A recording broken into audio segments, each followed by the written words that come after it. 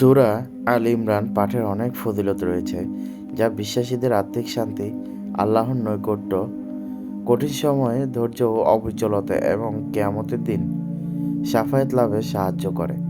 এটি তাওহীদকে শক্তিশালী করে, জীবনে আলো আনে এবং এটি পড়লে বিপদ থেকে মুক্তি, আধ্যাত্মিক নিরাময় ও মানসিক প্রশান্তি লাভ হয় বলে হাদিসে বর্ণিত আছে। বিশেষ করে এর শেষ 10 আয়াতগুলো গভীর অর্থ বহন করে। সূরা আল ইমরানের প্রধান ফজিলত ও উপকারিতা।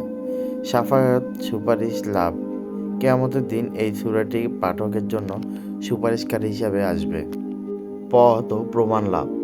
এটি জীবন ও দিন সম্পর্কে সুস্পষ্ট নির্দেশনা দেয় এবং আল্লাহর দিক নির্দেশনাবলী তুলে ধরে, যা সব ঠিক পথ খুঁজে পেতে সাহায্য করে। মানসিক প্রশান্তি ও দুঃখ কষ্ট বা বিষণ্ণতার সময় এই সূরা পাঠ করলে মানসিক শান্তি ও সান্ত্বনা পাওয়া যায়। এটি একটি আধ্যাত্মিক ওষুধের মতো কাজ করে, ঈমান ও তাওহীদ শক্তিশালী করে। এটি আল্লাহর একাত্মবাদ, তাওহীদ ও তার ক্ষমতার উপর বিশ্বাসকে দৃঢ় করে। ধৈর্য ও অবিচলতা। জীবনে পরীক্ষা ও চ্যালেঞ্জ মোকাবেলায় ধৈর্য ও অবিচল থাকতে শিক্ষা দেয়। আল্লাহর স্মরণ ও দোয়ার গুরুত্ব। এটি আল্লাহর স্মরণ এবং তার কাছে আন্তরিক প্রার্থনা করার গুরুত্ব তুলে ধরে, বিশেষ করে এর শেষ আয়াতগুলো। আধ্যাত্মিক নিরাপত্তা। এটি ভুল পথ থেকে রক্ষা করে এবং আল্লাহর রহমত ও হেদায়েত প্রাপ্তিতে সাহায্য করে। ঐক্য ও শৃঙ্খলার শিক্ষা। এটি মুসলিম উম্মার মধ্যে ঐক্য, শৃঙ্খলা এবং আল্লাহর আনুগত্যের গুরুত্ব শেখায়, যা উহুদের যুদ্ধের প্রেক্ষাপটে এসেছে।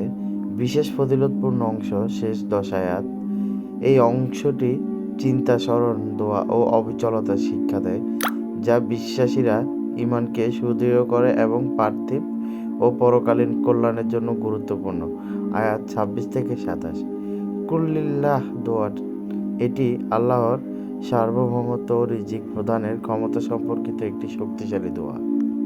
সংক্ষেপে, সূরা আল ইমরান শুধু একটি পাঠ নয়, এটি বিশ্বাসীর জীবনে একটি পূর্ণাঙ্গ গাইডলাইন, যা তাকে আধ্যাত্মিকভাবে শক্তিশালী ও আল্লাহর নৈকট্য লাভের পথে পরিচালিত করে।